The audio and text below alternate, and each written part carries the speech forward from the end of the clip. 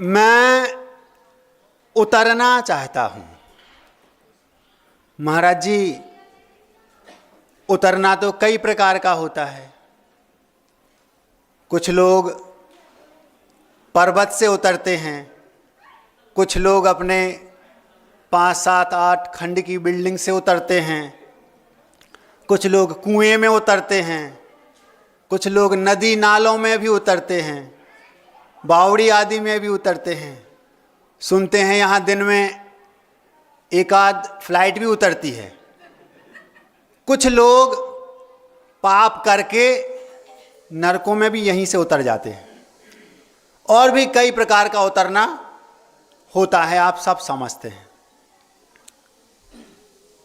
कुछ लोग नजरों में उतर जाते हैं और कुछ लोग नजरों से उतर जाते हैं। कुछ लोग दिल में उतर जाते हैं और कुछ लोग दिल से उतर जाते हैं। मैं उतरना चाहता हूं। नजरों में उतरना और दिल में उतरना कठिन है। नजरों से उतरना और दिल से उतरना अपेक्षाकृत सरल है। एक बेटा एक नगर में 10th क्लास में टॉप किया। धीरे धीरे जैसे टॉप किया तो पता चला कि समाज में लोग जानने लगे, मंदिर में लोग जानने लगे उसको। कुछ समय बाद 12th में भी वो टॉप किया। फिर वहाँ के जो कलेक्टर वगैरह थे उनने उसको सम्मानित किया, पुरस्कृत किया। कुछ समय बाद और पता चला कि उनके स्कूल में जो एनुअल फंक्शन होते हैं उसमें जितनी भी गतिविधियां होती थी उसने उसमें भी भाग लिया और सब में वो अव्वल। पता चला पर्युषण पर्व आए, पर्युषण पर्व में उसने धार्मिक अनुष्ठान किए, पूजन अभिषेक भी किया, उपवास व्रत आदि भी किए और धीरे धीरे पूरे समाज की, पूरे घर की और पूरे नगर की लोगों की नज़रों में वो एक अच्छा इंसान बन के ऊपर उठ गया। मतलब वो नज़रों में उतर गया, नज़रों से नहीं, दिल में उतर गया। अभी कल एक बिटिया आई थी शिवनी की, तो बताया कि 90+ थे उसके 12th में। तो वहाँ के जो कलेक्टर थे उन्हें सम्मानित किया। सारे महाराजों को अपनी वो फोटो बता रही थी और भी उसके बहुत सारे अच्छे अच्छे गुण थे। नजरों में उतरने के लिए मेहनत लगती है। 10-12 खंड का आपको मकान बनाना हो, 2-4 खंड का भी बनाना हो, समय लगता है, वर्ष लगते हैं। लेकिन नजरों से उतरने में ज़्यादा समय नहीं लगता। एक बेटा यदि मान लो किसी के यहाँ उसने चोरी कर ली, अखबार में छप गया उसने चोरी की, 2-3 बार फिर ऐसे ही कोई उल्टे सीधे काम किए, पता चला छेड़खानी कर दी कहीं,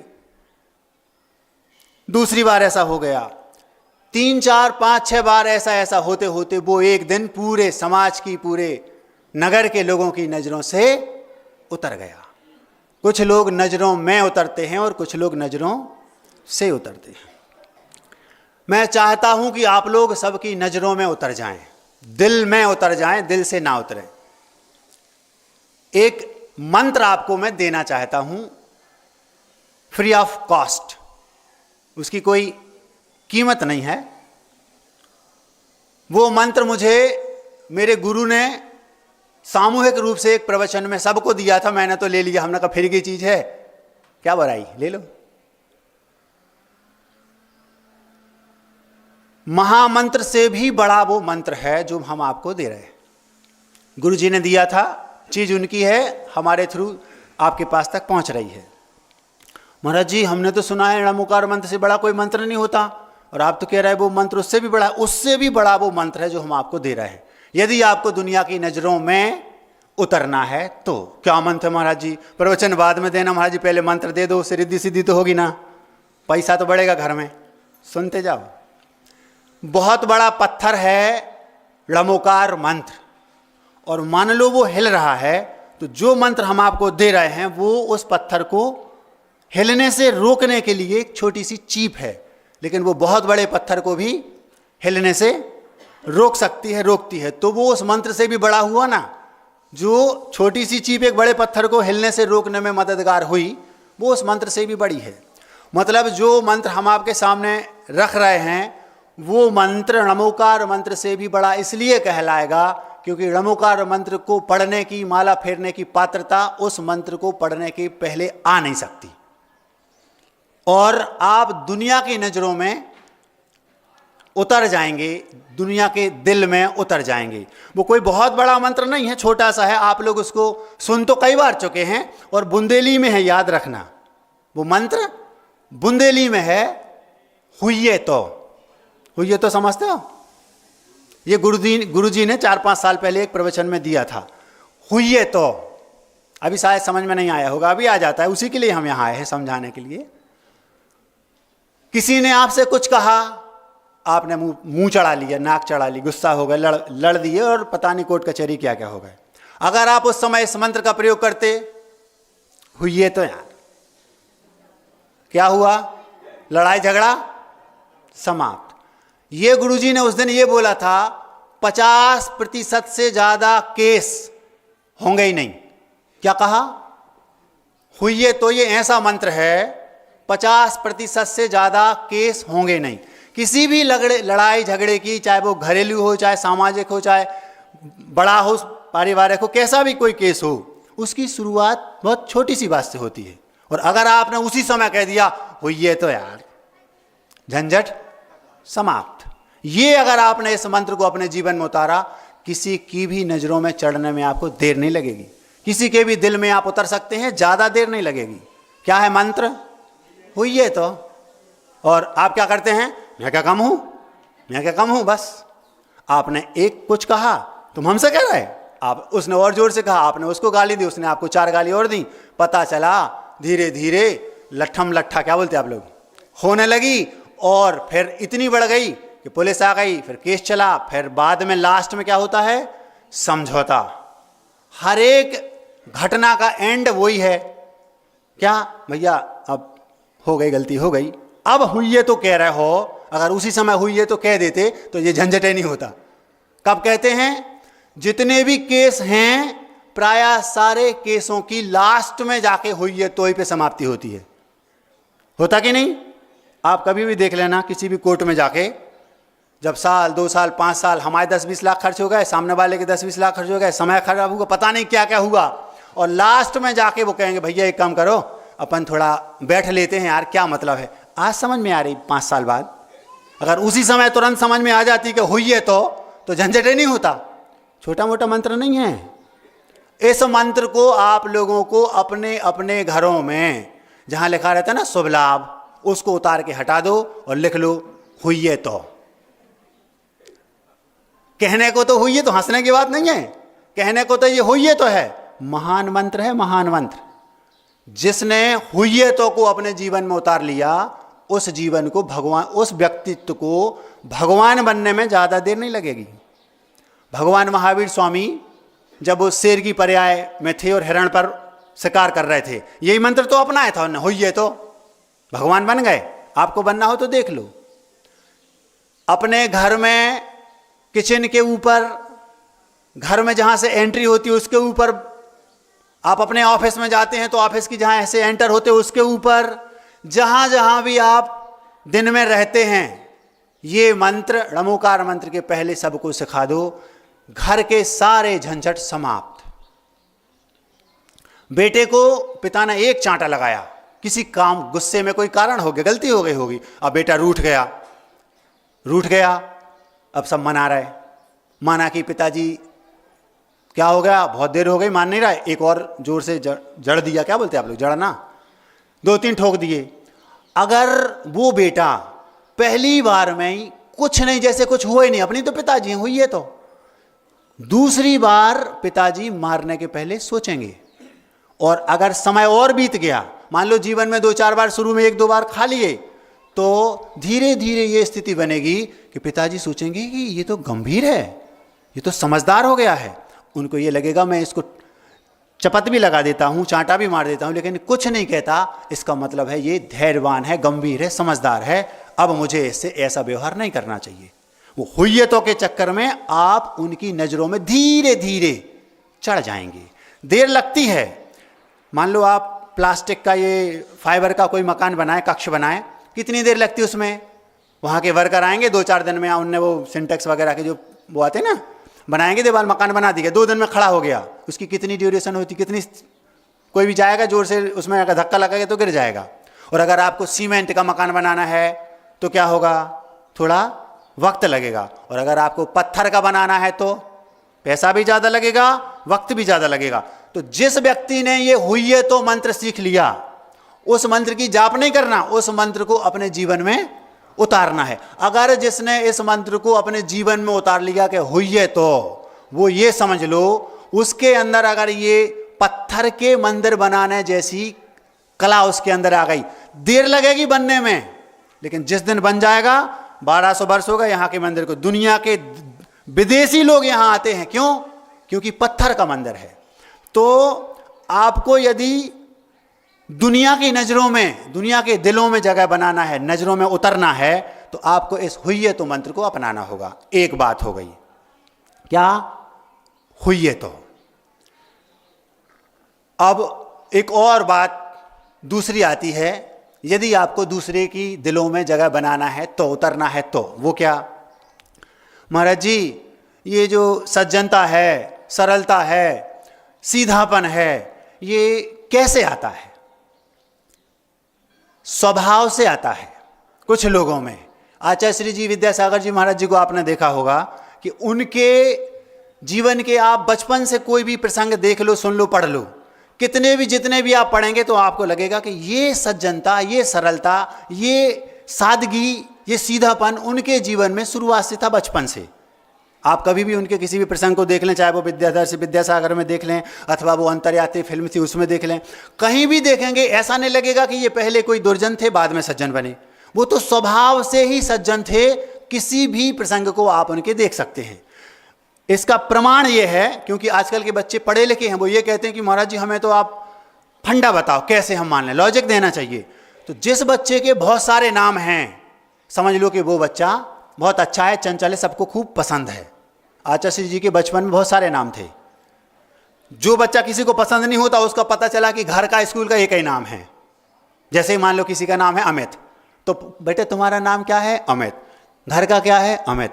दुकान का अमित, मतलब ज्यादा पॉपुलर नहीं थे। और जो बच्चे ऐसे होते हैं जो सबको प्रिय होते हैं, वो जहां जाएंगे कोई उनको गिनी बुलाएगा, कोई उनको तोता बुलाएगा, कोई उनको विद्या बुलाएगा। ऐसे उनके 50 पूज्य निर्यापक श्रवण श्री योग सागर जी हमें बता रहे थे, आचार्य श्री जी के 50 नाम थे। आप लोगों को तो 5-6 नाम याद होंगे, गिनी, तोता, विद्या, पीलू, हैं क्या, परी, ये तो हो गए 5-6-8 नाम। वो बता रहे थे वहां के किसी व्यक्ति से पूछना आप जो वहीं के हैं, जिस घर में वो जाते थे उसमें उनका अलग नाम था। तो जो चहेते होते हैं, जिनके अंदर स्वाभाविक सादगी होती, जो स्वाभाविक आकर्षित करते हैं लोगों को, जो जन्म से ही लोगों के दिलों में उतर जाते हैं, जो जन्म से ही लोगों की नजरों में उतर जाते हैं, वे हैं गुरुदेव। वो एक प्रकार के, आप यदि उनमें से हैं तो आपको बाद के जो हम बता रहे हैं उनकी कोई जरूरत नहीं है, और यदि नहीं है तो दूसरे को ध्यान से सुनना पड़ेगा, कान खोल के। एक वे व्यक्ति जो स्वभाव से ही दूसरों के दिलों में बचपन से ही जगह बना लेते हैं, गुरुदेव। दूसरे वे हैं जो हैं तो बहुत दुर्जन, मतलब जब उनके पास पैसा बहुत है, रुतबा बहुत है, संपत्ति खूब है, जहां जाते हैं वहां किसी से सीधे ढंग से बात नहीं करते, वे दूसरे प्रकार के लोग हैं। बाद में कुछ समय बाद उनकी जो अकड़ थी, एक प्रकार से उनका जो मान था, उनकी जो कसाय थी, पूर्व का पुण्य था, उनने उसको भोगा। लेकिन कुछ समय बाद धीरे धीरे धीरे धीरे वो जो उनकी संपत्ति थी, उनके टेढ़ेपन के कारण, उनके उल्टे कामों के कारण वो उनकी नष्ट हो गई, दिवालिया हो गई, यूं समझ लो। तो वो फिर बाद में उनको लगता है अरे यार, हमने तो अपने जीवन में गड़बड़ कर दी। अब क्या बचा? अब व्यसन करने के लिए पैसा ही नहीं बचा। अब उतना है जितना दिन भर कमाते हैं और शाम को खाते हैं, बस। तो वे व्यक्ति दूसरे तरीके से सीधे हो गए। इसको हम बोलेंगे अभाव में सीधापन। कुछ दिन पहले महाराज जी ने आपको चिलात पुत्र की कहानी सुनाई थी। पूरे जीवन भर वो व्यक्ति व्यसनी रहा, 7 प्रकार के व्यसन वो पूरे जीवन भर करते थे, चिलात पुत्र। लेकिन बाद में ऐसी स्थिति बन गई कि वो व्यक्ति अभाव में सीधा हो गया। शरण्य के राजा उनके पीछे दौड़ रहे और आगे आगे वो चिलात पुत्र दौड़ रहा। पता चला कि अब उनको लगा कि अब कुछ नहीं बचा हमारे पास, अभाव है, अब तो मरना ही है। तो बस फिर उनने सोचा, महाराज मिल गए जंगल में, दीक्षा ले ली और 8 दिन में अपना काम कर लिया। आप जो मृत्यु महोत्सव की जो समाधि भावना पढ़ते हैं ना, उसमें उनका नाम आता है। ये होते हैं अभाव से सीधे होते लोग। कुछ लोग स्वभाव से सीधे होते हैं, दूसरों के दिलों में चढ़ जाते हैं, और कुछ लोग अभाव से दूसरों के दिलों में, दूसरे की नजरों में चढ़ जाते हैं। यदि आप ऐसे हैं कि आपके पास बहुत संपत्ति, धन है, पैसा है, और आप फिर भी अभी टेढ़े हैं, चिंता नहीं करो, मौका आपको मिलेगा। तो महाराज जी हम दिवालिया हो जाएंगे, ऐसे काम करोगे तो होना ही पड़ेगा। 7 व्यसन करोगे, आज आपके पास संपत्ति है, पैसा है, उसका दुरुपयोग करोगे तो भविष्य का क्या होगा? दिवालिया होना पड़ेगा। दिवालिया होंगे तो फिर कुछ नहीं बचा। अब कुछ नहीं बचा तो क्या होगा? या तो आप अभाव से सीधे होंगे और टेढ़े होंगे तो रोज को टेंगे पिटेंगे, क्योंकि अब कुछ बचा नहीं। उस समय कोई कुछ नहीं कहता था, लेकिन अब तो क्योंकि आपके पास कुछ नहीं बचा तो अब तो कोई भी ठोक देगा। तो या तो आपको सीधा होना पड़ेगा। तो ये कहलाते हैं अभाव से सीधे, जैसे चिलात पुत्र। वो खराब नहीं थे, पहले थे। एक भी जितने तीर्थंकर हैं, एक भी दूध का धुला नहीं था, ध्यान रखना। जितने भी तीर्थंकर हैं, 24 तीर्थंकर भगवान, सब के सब ऐसे ही थे। किसी का भी पुराण देख लो आप, पार्श्वनाथ भगवान का देख लो पीछे से 10 भाव में, आप भगवान महावीर को देख लो, उनकी तो सबको पता है कि शेर की पर्याय में हिरण पर शिकार कर रहे थे। और जितने भी तीर्थंकर हैं, आप एक एक का 5-6 भाव पहले देख लो, सब चोर चोर मौसेरे भाई थे। एक भी सीधा नहीं था। लेकिन कैसे होगा सीधे? कोई स्वभाव से हुआ बाद में, फिर कोई अभाव से हो गया। तो 2 प्रकार के हो गए। एक स्वभाव से सज्जन सीधे, लोगों के दिलों में जगह बना ली, नजरों में चढ़ गए, नजरों में उतर गए। और दूसरे वे जो अभाव से दूसरों के दिलों में, नजरों में चढ़ गए, चिलात पुत्र। ये दूसरा उदाहरण हो गया। कुछ लोग होते हैं जो प्रभाव से किसी के चरणों में झुक जाते हैं, किसी के दिल में जगह बना लेते हैं प्रभाव से। हमने सुना है, इस सभा में जितने लोग बैठे हैं, प्रायः खजुराहो में जो गंगा बह रही है उसके प्रभाव से यहां आए। हमने सुना है ऐसा। आचार्य श्री जी के संग में 2-3-4 महाराज जी हैं, नाम नहीं पूछना, बताऊंगा नहीं तो फिर गड़बड़ हो जाएगा। वे पहले अपने घरों में गुंडे थे। क्या कहा? आचार्य विद्यासागर जी महाराज के संग में लगभग 400-500 पिच्छीधारी होंगे सब मिला के। उनमें से 2-3 महाराज पिच्छीधारी जो आज सीधे हैं, सज्जन हैं, साधु मतलब सज्जन, वे पहले अपने गली के गुंडे थे। हमने उनके मुख से उनकी राम कथा सुनी, उन्होंने खुद सुनाया। महाराज जी कौन थे? हम नाम नहीं बताएंगे, गड़बड़ हो जाएगा, क्योंकि पहले तो सब ऐसे ही थे, होते ही हैं। देखो 2-3 लोगों के मुख से हमें यहां नाम सुनाई दे रहा, लेकिन भैया हल्ला नहीं करो, गड़बड़ हो जाएगा। तो इसका वो कौन थे? आचार्य श्री जी के प्रभाव से वो इतने प्रभावित हुए कि उन्होंने अपनी सारी व्यसनता, दुर्जनता को छोड़ करके आज वे सज्जन बनकर मंच पर बैठे हैं। तो यदि कोई ऐसा है तो उसको प्रभावित होने के लिए गुरुदेव के पास जाना चाहिए, अथवा खजुराहो भी आ सकता है। हमने सुना है सिरपुर में लोग ज़्यादा नहीं जा पाते, तो खजुराहो आ सकता है, यहाँ पूरी व्यवस्था है।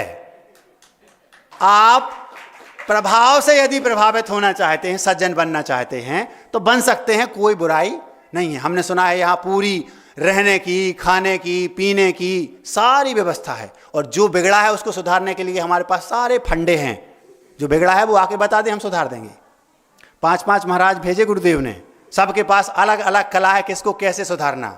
कोई साइंस में मास्टर है, तो कोई कॉमर्स में मास्टर है, तो कोई और प्रकार की कला में मास्टर है, एक आध दो कान पकड़ने भी मास्टर है। स्वभाव से सज्जन बन गए गुरुजी, अभाव से सज्जन बने चिलात पुत्र, प्रभाव से सज्जन बने वे 2-3 मुनिराज जिनकी चर्चा हमने आपके सामने अभी अभी की। नाम किसी का लूंगा नहीं, एक नहीं ऐसे 2-3 हैं, आपने केवल एक का लिया।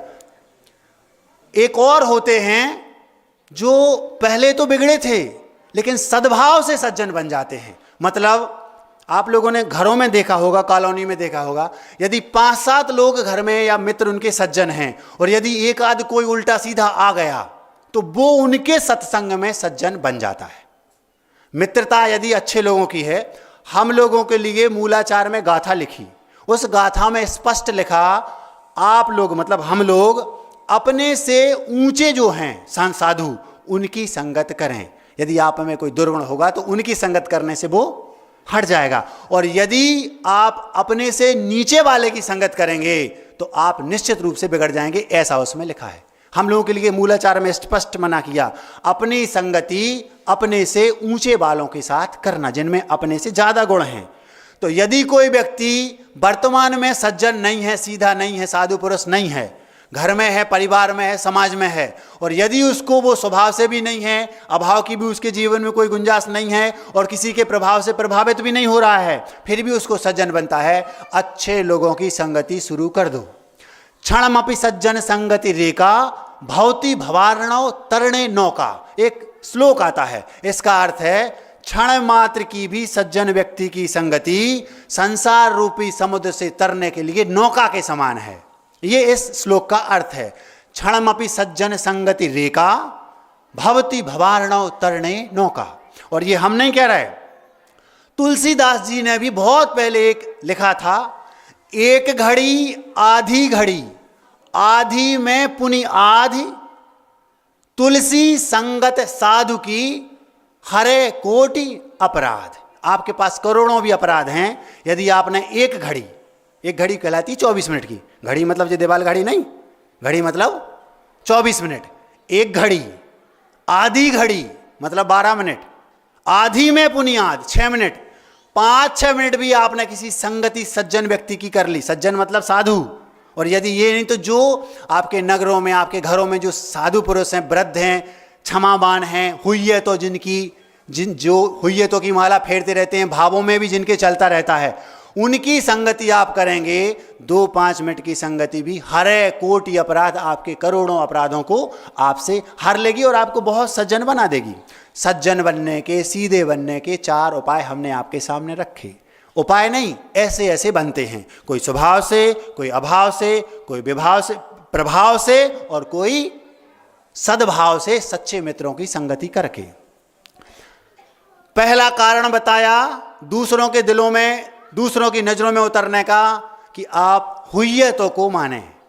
दूसरा कारण बताया कि आप यदि स्वभाव से हैं तो कोई बात नहीं, और सद्भाव से अथवा प्रभाव से सज्जन बन सकते हैं, यदि नहीं हैं तो। 2 हो गए। एक गुरुजी बहुत सारे बच्चों को, जैसे हम यहां बैठे हैं और बहुत सारे श्रोता नीचे बैठे हैं, उनने सारे बच्चों से पूछा, बच्चों संसार में सबसे ज्यादा सरल काम कौन सा है? तो एक बालक खड़ा होकर बोलता है, गुरुजी सोना। सोना मतलब गोल्ड नहीं, सोना मतलब स्लीपिंग जिसको बोलते हैं। तो गुरुजी बोलते हैं, सुनो, जिसको रात में गोलियां खा के सोना पड़ता है, उससे पूछो सोना सरल है कि कठिन। समझ में आ रही बात? किसी व्यक्ति को जिसको नींद नहीं आती, गोलियां खा के सोता है, उससे पूछो सोना सरल है कि कठिन। गुरुजी बोले, तुम्हारा जवाब सही नहीं है, तुम बताओ राजू। दूसरे से पूछा, राजू तुम बताओ। तो राजू बोलता है, खाना। संसार में सबसे सरल काम खाना। तो गुरुजी बोलते हैं, जिसको एक रोटी गले नहीं उतरती, एक ग्रास, उससे पूछो। पूज्य क्षमा सागर जी थे, हमने उनके आहार देखे, उनके आहार देखते देखते मुझे रोना आता था। मैं सोचता था कैसा उपसर्ग जैसा है इनको आहार लेना। ऐसे मुस्क, अगर आप लोगों ने कभी देखा हो, देखा कभी पूज्य क्षमा सागर जी को देखा हो, उनकी संलेखना सागर में हुई थी बहुत, हैं? हाँ, मोरा जी में, वही तो, मोरा जी में संलेखना कहाँ होती है? मोरा जी। मोरा मतलब मेरा, मेरा जी मतलब हृदय, अपने आप में ही तो होती समाधि संलेखना। मोरा जी में हुई थी, सागर में। उनको मैंने आहार करते देखा। जब वो आहार करते थे तो मुझे देखते देखते रोना आता था कि भगवान, क्योंकि क्यों आता था रोना? इसलिए आता था क्योंकि अपनी शुरू से ही चॉइस थी कि मुझे तो भैया दीक्षा लेना है। बचपन में जब घर में थे 15-16 साल के, तभी से अपन ने ठान लिया था कि अपन तो दीक्षा लेंगे। बीच बीच में गाड़ी कई बार पटरी में, पगडंडी में घुस गई, लेकिन थोड़ी देर में वो मेन रोड पर वापस आ जाती थी। तो धीरे धीरे जब हम उनको बाहर देखते थे तो हम सोचते थे कि भैया अपनी भी दीक्षा हुई, जब इतने प्रसिद्ध महाराज हैं और मान लो अपना स्थिति अपनी भी इनके जैसी बन गई, तो पता चला कि अपन को भी ऐसा ना हो, तो रोना आता था कि कैसे होगा। ऐसा मन में बार बार डर लगता था, भाव आता था कि ये तो बहुत गड़बड़ है। उनसे पूछो कि खाना संसार में सबसे ज़्यादा सरल है क्या? वो बताएंगे भैया हमसे पूछो एक गिलास हम कैसे गटकते थे अंदर। जिसको अंदर नहीं जाता, अथवा किसी को बहुत वायु बनती है अंदर ही नहीं जाता, वो फेंकती है, उससे पूछो कि खाना क्या सरल है कि कठिन है। एक से पूछा, बोला रोना सोना, बोले नहीं, क्योंकि जो नींद की गोली खा के सोता वो उसको सरल नहीं कठिन है। दूसरा बोलता है खाना सरल है, वो बोलता नहीं, जिसको अंदर नहीं जाता उससे पूछो कि खाना सरल नहीं है। तीसरे से पूछा, बताओ भैया तुम बताओ अमित, तो वो बोलता है गुरुजी रोना सबसे ज़्यादा संसार में सरल है। तो एक से पूछा, जिसके अंदर दया करुणा इसके सूख गई है उसकी आंखों से आंसू नहीं निकलते। क्या कहा? जिस व्यक्ति के हृदय में किसी के प्रति करुणा नहीं है, जिस व्यक्ति के हृदय में किसी के प्रति दया अनुकंपा वात्सल्य का भाव नहीं है, जिसके आंखों के आंसू सूख गए हैं, उसके पूछो उससे कि भैया रोएगा क्या? ये सबसे बड़ा सबूत है। आप कभी गुरुजी को देखना, जाके आचार्य श्री जी को देखना, उनकी आंखें कभी वो खोलते हैं तो एकदम नम रहती हैं, गीली। जिस व्यक्ति के हृदय में करुणा है उसकी आंखों में वो करुणा झलकती है। कुछ लोग हमने सुना है 2-4 दिन बाद जाने वाले हैं, अब आप इस बात को गौर से सुनना, गौर से जाकर देखना। वो आंख खोलते हैं तो ऐसे लगता है उनकी आंखों में किसी ने पहले से कोई गाढ़ा द्रव भर दिया है, हमेशा उनकी आंखें गीली रहेंगी। ये करुणा का बहुत बड़ा प्रतीक है। उनके अंदर रग रग में प्राणी मात्र के प्रति करुणा कूट कूट कर ठूस ठूस कर भरी है। अब जिनके अंदर है ही नहीं, उसकी आंखों में तो ठीक, अंदर ही नहीं है तो कहां देखेंगे? हाँ भैया रो, तुम रोएगा? उसके आंखों में आंसू नहीं तो रोएगा कहां से? तो उसके लिए रोना बहुत कठिन है। फिर एक किसी से और पूछा, भैया तुम बताओ। एक ने कह दिया खाना कठिन है, गलत बात। एक से कह दिया सोना कठिन है, वो सरल है, बोला गलत बात। ना सोना सरल है, ना खाना सरल है, ना रोना सरल है। एक और था, वो कहने लगा गुरुजी हम बताएं, सबसे ज़्यादा सरल है पढ़ना। हमने कहा जिसका जो बुद्धू है ना, जिसको समझ में नहीं आता, वो किताब पकड़ता है और उसका दिमाग खराब होता है। माँ बार बार कहे, पिता बार बार कहे, डांटे बेटा पढ़ो। एक घटना थी, चुटकुला जैसा है, बड़ी अच्छी है। पिताजी ने कहा पढ़ो, उन्होंने किताब उसके हाथ में दे दी, बहुत गुस्से में। अब माँ हमेशा पक्ष लेती है बेटे का, क्यों? क्योंकि माँ तो माँ होती है। और पिता की बात आप सब समझते हैं, पिता थोड़े कठोर होते, होना भी चाहिए, एक को सॉफ्ट और एक को कठोर, तभी मजा आता है। तो वो बेटा था, पिताजी ने कहा आज अगर तुमने 2 घंटे नहीं पढ़ा तो मैं तुम्हें देख लूंगा। माँ ने कहा देखो बेटा, पिताजी बहुत गुस्से में, चुपचाप किताब उठाओ और पढ़ो। जी माँ। अब वो बैठ गया, अब वो किताब पढ़ रहा है, सामने किताब ली है, और क्योंकि पिताजी का डर लग रहा है, माँ कह रही देखो पढ़ना नहीं तो आज मैं भी नहीं बचा पाऊंगी, तुम्हारी पिटाई हो जाएगी। ठीक है। अब वो किताब हाथ में लिए है, उसके जो जिस भी क्लास में वो पढ़ रहा था। 1 घंटे बाद पिताजी आए, माँ अच्छा सिर सीना चौड़ा करके कहती देखो 1 घंटा हो गया, आपने 2 घंटे का कहा था, पूरा 2 घंटे पढ़ेगा वो। 1 घंटा हो गया, मेरा बेटा राजा बेटा ऐसा नहीं है। तो पिताजी थोड़े से जानते थे, उसकी रग रग से वाकिफ थे, उसकी औकात जितनी थी वो जानते थे, बेटा तो मेरा ही है, जब मैं 10वीं फेल हूँ तो वो कैसे पढ़ेगा।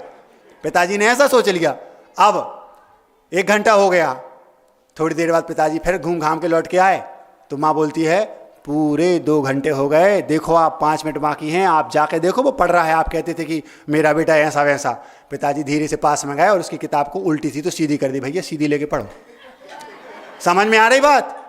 माँ से कहा, डर के कारण किताब बस हाथ में लिए था, उल्टी किताब लिए था। समझ में आ रही? तो उससे पूछो जिसको पढ़ना रुचता नहीं, उसके लिए पढ़ना सरल नहीं है। तो माँ इतना सा मुँह रहेगा, भैया वो किताब उल्टी लिए था, डर के कारण किताब लिए थे। पिताजी बोलते मुझे पता है मेरा बेटा, मुझे पूरा विश्वास है, जब हम 10वीं फेल हैं तो वो कैसे पढ़ सकता है। तो इसको बोलते हैं पढ़ना उसके लिए सरल नहीं है। ना खाना सरल है, ना पढ़ना सरल है, ना रोना सरल है, और ना सोना सरल है। ऐसे एक एक बच्चे ने अपने अपने जो दिमाग में उनके थॉट्स थे वो रखे। किसी ने कहा ये सरल है, किसी ने कहा वो सरल है, किसी ने कहा ये सरल है, किसी ने कहा। गुरुजी ने सब के काट दे दिए। समय बहुत हो गया, घड़ी तेज चल रही, इसलिए हम सब नहीं बताएंगे, आप इतने में सब समझ लो। अब हम अपनी बात पर आते हैं। एक बुद्धिजीवी व्यक्ति था, बेटा था, उससे कहा हाँ, जो सबसे ज़्यादा इंटेलिजेंट टैलेंटेड होते हैं लड़के, उनसे टीचर प्रायः सबसे बाद में पूछते हैं।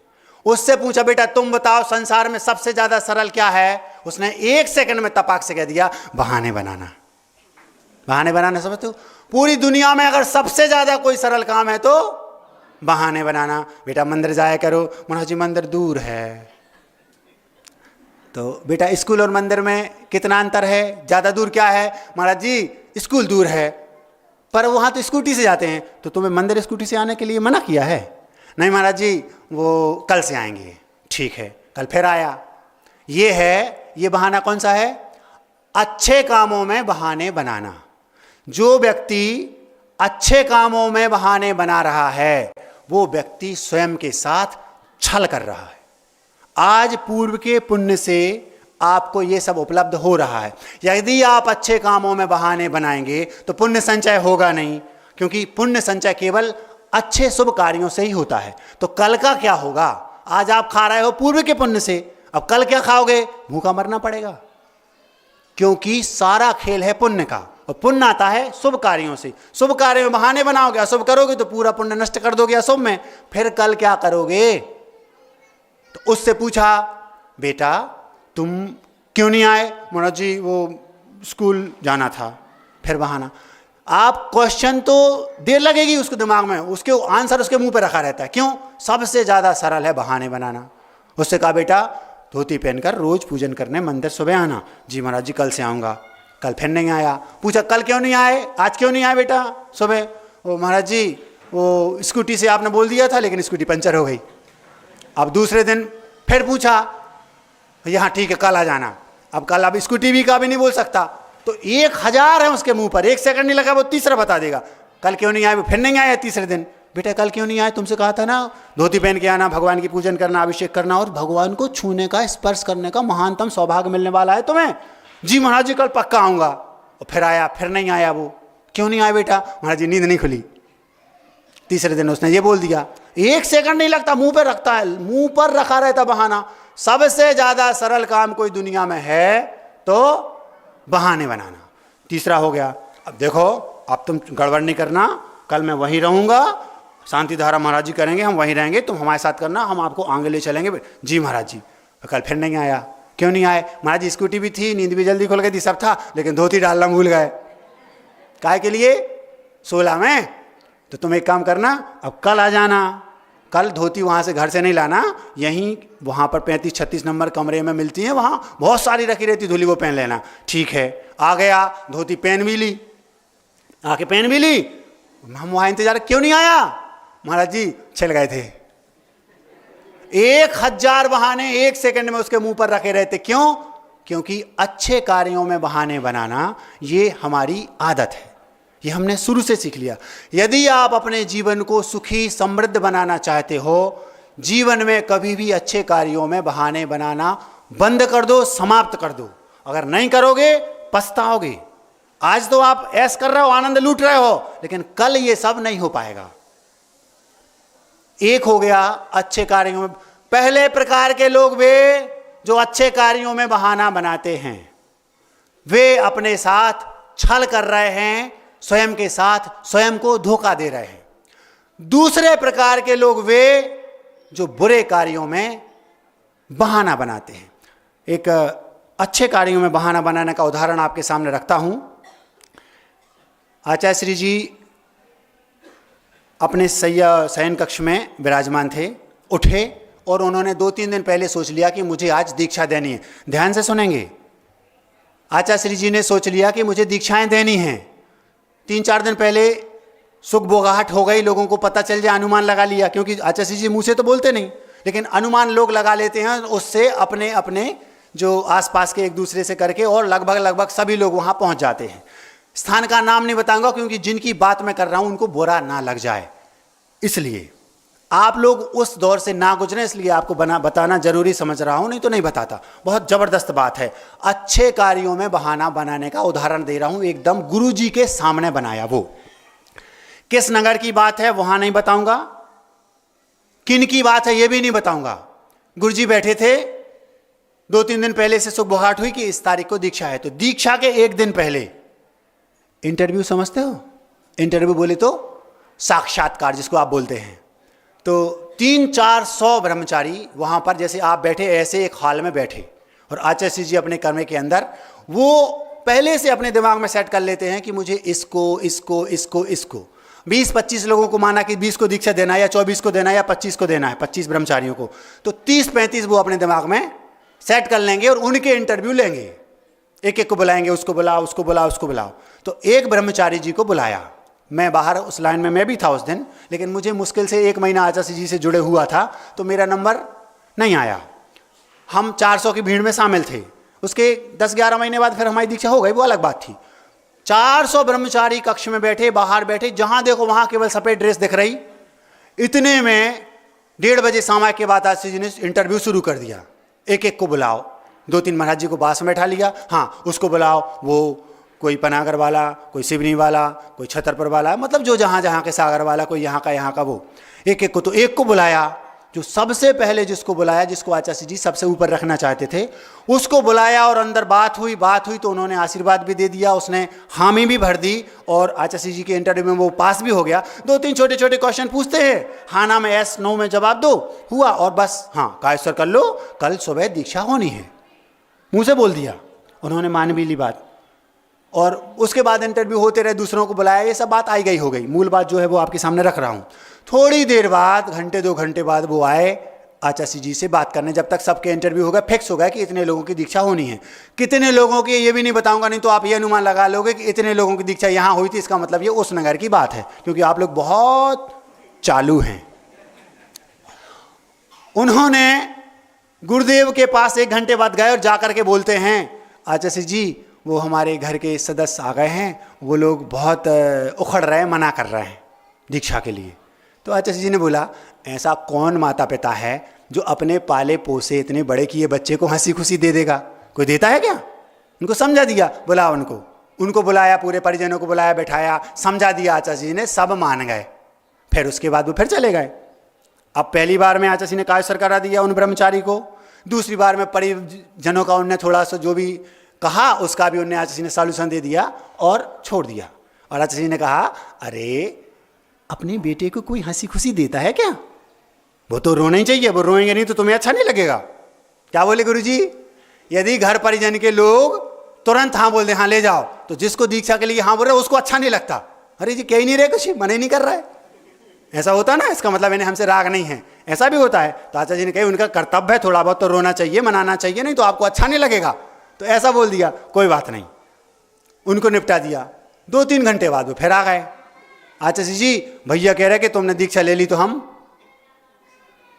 ये उस समय तो आचार्य जी ने उनके भैया को समझाया, पूरे परिवार को फिर समझाया, क्योंकि आचार्य जी उसी दिन सब पूरी जितनी उनकी वो रहती सब कर लेंगे, बाद में फिर कभी मौका नहीं देंगे। तो उनको अंतिम समय तक उनने फिर मौका दिया, भैया को समझाया, उनको समझाया, और वो कोई बहाना बना करके चले गए। हम 1-2 घंटे में व्यवस्थित करके साइन वगैरह करके आते हैं, और फिर लौटकर शाम को नहीं आए। पता चला कि उन्होंने बाद में कहा कि भैया बहुत ज़्यादा आकुल व्याकुल हो रहे थे, तो फिर वो नहीं आए और उनकी दीक्षा नहीं हुई। और फाइनली उनके पास तो कमी है नहीं, गुरु जी के पास तो कमी है नहीं, 500 ब्रह्मचारी थे, दूसरा सेलेक्ट हो गया। कुछ लोगों के दिमाग में ये फितूरी रहती है कि महाराज जी हमारा मंच है, हम खजुराहो के हैं, हमें ना माइक मिलता है ना मंच मिलता है, दूसरे लोग आते हैं और वे माइक ले लेते हैं। मुझे ये समझ में नहीं आता, आपका नगर, आप इस नगर के, आपके मंच पर, आपके माइक पर कोई दूसरा आके संचालन कर रहा है और आप नहीं ले पाते, तो ये उसकी क्वालिटी है कि तुम्हारी कमी है? बात समझ में आ रही भाई? कमी आपकी है, आप अपने अंदर वो ऊर्जा, वो शक्ति पैदा करो। आपके घर में कोई दूसरा आके राज कर रहा है और आप नहीं कर पा रहे, तो ये उसकी क्वालिटी है भाई, वो क्वालिटी आप अपने अंदर पैदा करो। सब जगह जाके बोलोगे नहीं ये तो गड़बड़ है, नहीं तो ये गड़बड़ है। अरे तुम अपने अंदर इतनी क्वालिटी पैदा करो ना कि हमारे घर में हमारा राज रहे। ये बहाना है मात्र, कुछ नहीं। और अगर आप नहीं आओगे तो दूसरे तो टैलेंटेड करोड़ों बैठे, वो तो आके पकड़ेंगे ही माइक। तो वो जो दूसरे प्रकार जो ब्रह्मचारी जी थे, उन्होंने शुद्ध बहाना बनाया और कुछ नहीं हुआ। और एक कोई आपके घर में अथवा आपके नगर में, आपके परिवार में कोई एक बिटिया हो और वो ठान ले कि मुझे उस लड़के से शादी करनी है, दुनिया की कोई ताकत रोक सकती है? पूरी दुनिया एक तरफ हो जाए और अगर वो पति मियाँ बीवी राजी तो क्या करेगा काजी? दुनिया की कोई ताकत उसको रोक नहीं सकती। अगर उस लड़के को ब्रह्मचारी को दीक्षा लेनी है वास्तव में, तो कोई दुनिया की ताकत, ना घर के माँ, ना पिता, ना भाई, ना बहन, कोई नहीं रोक सकता। ये फैक्ट है। क्यों? क्योंकि उसके अंदर वैराग्य है। अच्छा हुआ उनके अंदर वैराग्य नहीं था, उन्होंने बहाना बना दिया, कंधा ले लिया भैया का, बंदूक खुद ने चलाई। लेकिन ये शुद्ध बहाना था। ये है अच्छे कार्यों में बहाना। आप सोचो कितना महानतम सौभाग्य उन ब्रह्मचारी जी का होगा। गुरुजी ने उनको सबसे पहले बुलाया और उन्हें इतने महानतम शुभ कार्य में, मैं सोचता हूं अपने आप अंदर, मुझे ऐसा लगता है पता नहीं मैंने ऐसा कौन सा महानतम पुण्य किया था, इस दिगंबरी दीक्षा को धारण करने का महानतम पुण्य मुझे मिल गया। और उनका देखो आपकी वो कैसे अभागे होंगे जो अच्छे कार्यों में बहाना बनाते हैं। शुद्ध बहाना था ये। कुछ लोगों को ऐसा लगता है कि बहाना बना रहे लेकिन वो बहाना नहीं होता, और कुछ लोगों को बहाना बनाते हैं लेकिन वो दिखता नहीं। उस समय मुझे लगा कि ये दिख रहा है लोगों को कि ये बिल्कुल बहाना नहीं बना रहा, सही कह रहा है, लेकिन वो शुद्ध बहाना था। वो शुद्ध बहाना था उनका, क्योंकि अगर वो ठान लेते तो कोई रोक नहीं सकता था। आचार्य जी ने इनडायरेक्टली 2-3 बार उनको कहा लेकिन वो नहीं माने। और हमने आपसे कहा कि कुछ लोग ऐसे दिखते हैं जो बहाना बना तो नहीं रहे लेकिन शुद्ध बहाना होता है, और कुछ लोग सही बोल रहे लेकिन वो ऐसा लगता है जैसे बहाना बना रहे हो। इंदौर में अभी एक मैच हुआ था, हमने सुना, एक लड़का आया था 5-7 दिन पहले हमारे पास, बोला महाराज जी हमारे घर से स्टेडियम सामने था, हमारे घर से फ्लड लाइट स्पष्ट दिखती हैं। अगर मान लो कोई ऊंची बॉल 6 क्या या ऊपर ऊंची जाती है ना हवा में बॉल, तो बोले वहाँ से हमारे घर से दिखती है, बहुत सब कुछ घर से दिखता है, लेकिन हमारे पास टिकट नहीं था, हम जा नहीं पाए देखने। तो बाजू में बैठा था, बोले महाराज बहाना बना रहा है। हमने कहा बहाना नहीं बना रही, लग रहा है बहाना बनाने जैसा, वो सही बोल रहा है। सर्वार्थ सिद्धि के देव, ध्यान से सुनना, यहाँ से मध्यलोक में हम हैं, मध्यलोक से 16 स्वर्ग ऊपर, 16 स्वर्गों के बाद 9 ग्रेवियक, 9 ग्रेवियक के ऊपर 9 अनुदेश, उसके ऊपर 5 विमान अनुत्तर, सबसे श्रेष्ठतम सबसे उत्कृष्ट स्वर्ग, उसमें सर्वार्थ सिद्धि बीज का सबसे ऊपर का देव। उसके घर से स्टेडियम कितनी दूर? सामने दिखता है, बॉल ऊपर उठती है तो दिखती है, फ्लड लाइट दिखती है, स्टेडियम दिखता है, तालियां बजाते हैं तो आवाज आती है महाराज जी हमारे घर में, लेकिन टिकट नहीं है। बिल्कुल वही हाल है जैसे सर्वार्थ सिद्धि के देवों को वहां से मुक्ति सिद्ध सलाह दिखाई देती है, लेकिन उनके पास टिकट नहीं है। आप महान सौभाग्यशाली हो, आपके पास टिकट है। बात समझ में आ रही? सर्वार्थ सिद्धि से सिद्धालय का स्टेडियम स्पष्ट दिखाई देता है, फ्लड लाइट स्पष्ट दिखाई देती है, केवल 12 योजन दूर है। यहां से जितना आपका ये एयरपोर्ट है ना, जितना आपका यहां से एयरपोर्ट है, उतना सर्वार्थ सिद्धि से सिद्ध सिला है, लेकिन उनके पास टिकट नहीं है। महाराज जी टिकट नहीं है। हमने कहा बिल्कुल सही बोल रहा है। वो स्वर्ग के देव चाहें कि हम थोड़ा सा जाना है चले जाएं, लेकिन नहीं जा सकते। उनको जाना है तो यहां आना पड़ेगा जहां आप हैं। आप स्वर्ग के देवताओं से एक कदम आगे हैं, क्योंकि उन्हें यहां आना पड़ेगा। आप ऑलरेडी यहां हैं, फिर भी आप यहां आने का मन नहीं बनाते। ये आपकी कैसी फितूरी है, हमें समझ में नहीं आता। अच्छे कामों में बहाने बनाना, आप अपने साथ छल कर रहे हैं।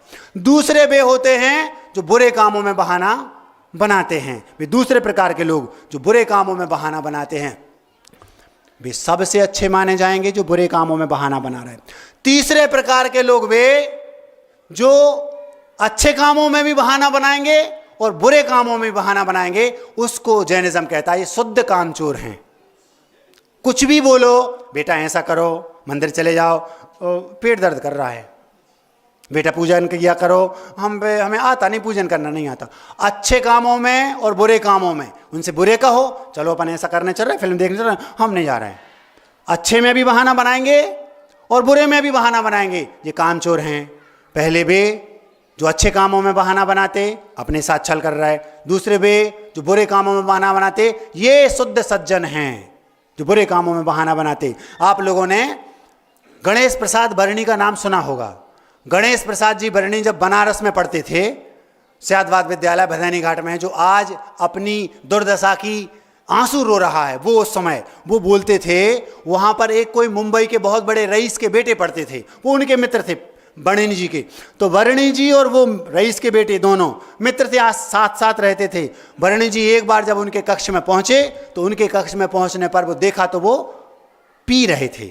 जैसे उन्होंने उनके सामने जाम रखा, जाम समझते हो? जाम मतलब अमरूद नहीं, जाम मतलब प्याला जिसमें भरी है, रख दिया।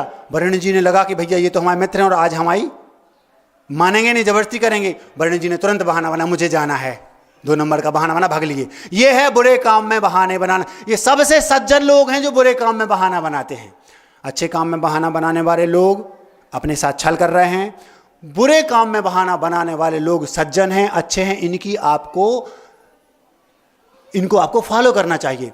तीसरे वे जो अच्छे बुरे दोनों प्रकार के कामों में बहाना बनाते हैं, ये लोग हैं काम चोर। और चौथे वे जो अच्छे और बुरे दोनों कामों में बहाना नहीं बनाते, उनसे कुछ भी कहो, आओ शेखर जी चलोगे, चलो। फिल्म देखने चलोगे, तैयार हैं। आचार्य जी के दर्शन करने चलना है, चलो। उनसे कहेंगे कि अपन को आज रात में नाइट क्लब है, एक नाइट में एक डांस क्लब है, वहां पर चलेंगे, खाएंगे पिएंगे ऐश करेंगे, चलो। ना अच्छे काम में वो बहाना बनाएंगे और ना बुरे काम में बहाना बनाएंगे। ये लोग भी अच्छे नहीं हैं, क्योंकि अच्छे में नहीं बना रहे, जा रहे, शेखर जी गए तो वो पुण्य संचय कर रहे, लेकिन बुरे में वो पूरा पुण्य बर्बाद कर रहे। कहाँ गए थे, कहूँ नहीं, काले आए कछू नहीं, ये उनकी स्थिति है। चारों प्रकार के लोगों में केवल वो लोग अच्छे हैं जो लोग बुरे कामों में बहाना बनाते हैं। यदि आप अपने जीवन को व्यवस्थित करना चाहते हो तो 3 चीजें हमने आपके सामने रखी। पहली ये हुई तो, दूसरों के दिलों में जगह बनाना चाहते हो तो हुई तो इसको अपने जीवन में रख लो। दूसरा, प्रभाव से अथवा सद्भाव से सज्जन बन जाओ, ये दूसरा, दूसरों के दिलों में जगह बनाना है तो। तीसरा, ना अच्छे कामों में अच्छे खराब दोनों और अच्छे खराब दोनों में नहीं, ये तीनों को छोड़ करके केवल बुरे कामों में बहाना बनाओ और अच्छे कामों के लिए जितना बने उतना उसका प्रयोग करो। तीनों, अगर इन तीनों सूत्रों को आपने अपने जीवन में उतार लिया, आपका कल्याण होने में देर नहीं लगेगी। एक जो सबसे चौथी बात बोली थी, मुझे 1-2 लोगों की बातों से उनकी लिप की जो चलना है ना, उससे स्पष्ट समझ में आ रहा है कि शायद वो ये कह रहे हैं, महाराज जी चौथा वाला फंडा हमें समझ में नहीं आया। हम समझा देते हैं, हम समझाने के लिए ही आए हैं, गुरुजी ने हमें समझाने के लिए भेजा है। उनका ये कहना है, मुझे ऐसा लग रहा है कि वो ये कह रहे हैं कि जो अच्छे और बुरे दोनों में बहाना नहीं बनाते वो गलत क्यों हैं। वो तो जिंदा दिल आदमी है, बिंदास हैं, खाओ पियो ऐश करो मस्त रहो, ये हैं, उसमें क्या बुराई महाराज जी। अच्छे काम के लिए भी तैयार हैं और बुरे काम के लिए भी तैयार हैं, उन्हें तो कोई दिक्कत नहीं होनी चाहिए महाराज जी। दिक्कत है। आप लोगों ने सुना होगा अमेरिका में 33%, मैं उनकी बात कर रहा हूं जो अच्छे और बुरे दोनों में बहाना नहीं बनाते। आप उनसे किसी भी काम के लिए कहो, वो हमेशा तैयार हैं, चाहे वो काम बुरा हो चाहे अच्छा हो। विदेशों में वर्तमान की शिक्षा से शिक्षित होने के बाद इसी टाइप के लोगों का बोलबाला है। क्या बोलबाला है? उनकी सोच क्या है? ऐश करो, जीवन जियो दिल से, बिंदास जिंदा दिल होकर जीवन जियो। क्यों? क्योंकि फिर थोड़ी आना है। 33, एक सर्वे हुआ, उस सर्वे में बताया गया 33% लोग मात्र अमेरिका में ऐसे हैं जो मानते हैं कि रीबर्थ होता है, मतलब फिर से हमें जन्म लेना पड़ेगा। 67% लोग ऐसे हैं वो कहते हैं कि दूसरी बार होने नहीं, इसलिए बुरा कहे तो चलो, अच्छा कहे तो चलो। कहाँ चलोगे? जहां कहो वहां चलेंगे, ऐश करो आनंद लूटो। ये उन लोगों की सोच है। ये बहुत नेगेटिव सोच है। महाराज जी वो तो पढ़े लिखे हैं। आप लोगों को लगता है कि पढ़े लिखे हैं, पढ़े लिखे होने की वो जो चेहरा है ना, मापदंड, वो अलग है, उनका चेहरा अलग दिखाई देता है।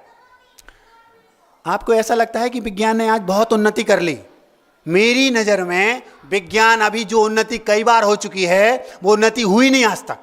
महाराज जी कोई उदाहरण दो, हम ऐसे नहीं मानेंगे, हमें पता है आप लोग ऐसे नहीं मानोगे, हमें मनवाना आता है। अभी आप अपने मुंह से बोलेंगे, थोड़ी सी हंस भी सकते हैं, हंसने के लिए मनाही नहीं है, हंसो, कोई अभी रोक थोड़ी लगाई मोदी जी ने, हंस सकते हो।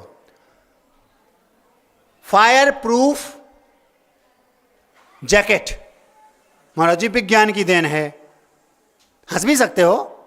फायर प्रूफ जैकेट विज्ञान की देन है ऐसा लोग कहते हैं, लेकिन ऐसा नहीं है।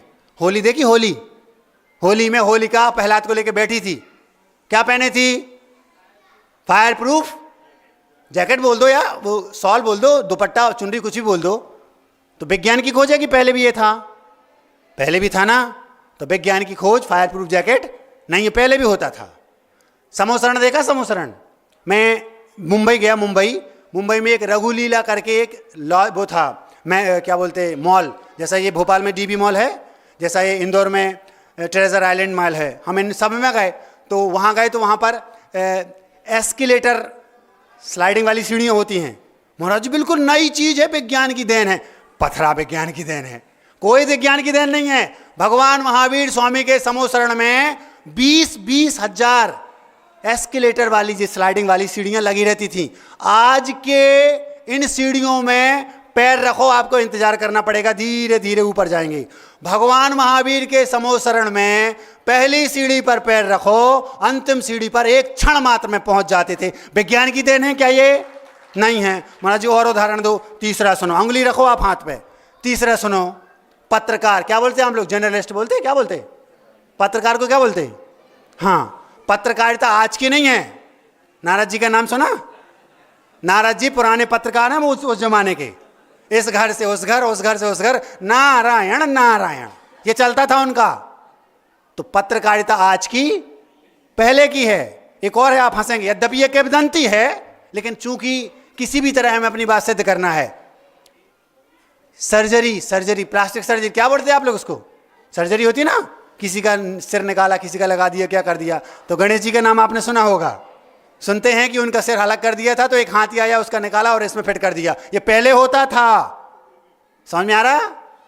और एक और सुनो, कमेंट्री। महाराज जी ये जो लाइव कमेंट्री होती है ना, क्रिकेट की, सीधा मैच का सीधा प्रसारण, लाइव टेलीकास्ट, आंखों देखा हाल, क्या बोलते हैं आप लोग उसको? लाइव ब्रॉडकास्टिंग बोल दो, टेलीकास्टिंग बोल दो। ऑडियो टेलीकास्टिंग होती है और वीडियो टेलीकास्ट होता है।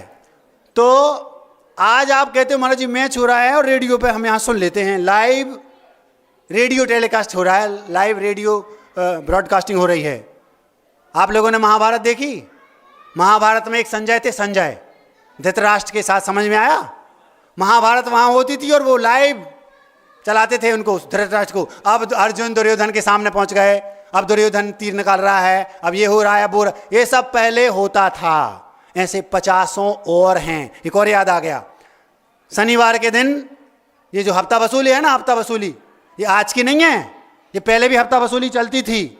शनिवार के दिन लोग तेल भर लिया और दुकान पर हफ्ता वसूली करने जाते थे, उस समय भी जाते थे। ये यद्यपि ये सब बातें जैनिज्म में जमती नहीं, लेकिन आप लोगों को ये बताने के लिए कि ये सब नया कुछ नहीं है। 2500 सालों में जितनी विज्ञान ने प्रोग्रेस की है, 18,500 वर्षों में और जितनी करेगा, ये अनंत बार पहले कई बार सब हो चुकी हैं। नया कुछ नहीं है। बीतराग विज्ञान के लिए नया कुछ नहीं है, आज के आपके विज्ञान के लिए नया हो सकता है। क्या कहा? ये सब कुछ भी नया नहीं है। समय बहुत हो गया। आपको 3 चीजें याद रखनी है यदि आप दूसरों की नजरों में अथवा दूसरों के दिलों में उतरना चाहते हैं। तो मैं उतरना चाहता हूं। वो 3 चीजें क्या हैं? सबसे पहली, हुई तो आपने अपना ली, आप दूसरों के दिल में उतरे बिना रह नहीं सकते। दूसरी, प्रभाव से अथवा सद्भाव से आप सज्जन बन जाइए, दूसरों के दिलों में उतर जाएंगे, यदि नहीं है तो। तीसरी, बुरे कार्यों में बहाने बनाओ, बाकी अच्छे कार्यों में कभी कोई बहाना मत बनाओ। इन चीजों को आपने, अगर इन तीनों चीजों को फॉलो किया, आप डेफिनेटली आप दूसरों के दिलों में जगह बनाए बिना रह नहीं सकते। इतना ही आज इस वक्तव्य में पर्याप्त समझता हूं। मैं उतरना चाहता हूँ, ये मैंने कहा था। महाराज जी ये तो बता दो आप उतरना कहाँ चाहते थे। नहीं, हमने वो 10-12 बातें बताई थी कि ये उतरता है, कुएं में उतरते यहाँ वहाँ, उसमें से मैं कहीं उतरना नहीं चाहता। ना ही मैं दूसरों के दिलों से उतरना चाहता हूँ, ना ही मैं दूसरों के दिलों में उतरना चाहता हूँ, क्योंकि हम जिसके दिल में रहते हैं अब हमें दूसरों के दिलों में रहने की जरूरत नहीं है। हमारे गुरुजी हैं ना, जब उनके दिल में रह रहे तो अब आप लोगों के दूसरों के दिलों में रहने की हमें जरूरत है ही नहीं। तो हम न दूसरों के दिलों में रहना चाहते हैं, न दूसरों के दिलों में उतरना चाहते हैं, न दूसरों के दिलों से उतरना चाहते हैं। आप दिल में उतार लो तो कोई फर्क नहीं पड़ता, और दिल से उतार दो तो हमें कोई फर्क नहीं पड़ता। हम उतरना चाहते हैं तो इस संसार सागर से पार उतरना चाहते हैं। अहिंसा परमो धर्म की। यद्यपि मिठाई का समय है, लेकिन 5 मिनट ज़्यादा हो गया। मिठाई कल। भगवान महावीर स्वामी की अहिंसा परमो धर्म की।